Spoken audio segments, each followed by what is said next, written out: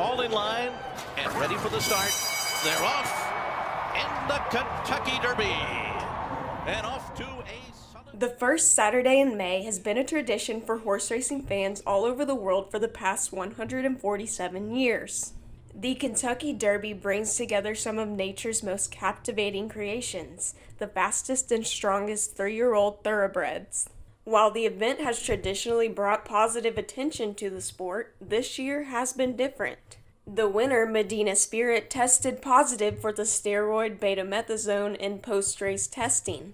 Lexington Herald Leader sports columnist John Clay explains just how important Medina Spirit's trainer Bob Baffert is to the sport. He's pretty much the face of horse racing right now. I mean, he's won 7 Kentucky Derbies. If the Medina Spirit one holds up, that was his 7th Kentucky Derby victory, which sets the record. He also holds the record for Grade 1 victories with 201. He's won numerous Breeders' Cup races. But Clay says that Baffert's position as the face of horse racing is facing real jeopardy now. The big problem for Bob is his 5th positive drug test on one of his horses in approximately the past year. And every time it seems like Bob has some sort of excuse.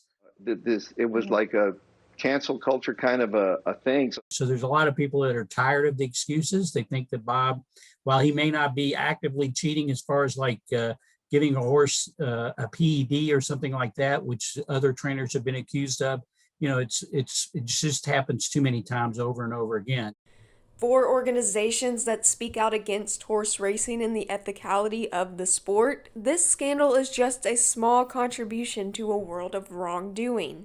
Patrick Bacciuello is the founder of Horse Racing Wrongs, a nonprofit committed to eradicating horse racing in the United States. For him, there is a bigger picture.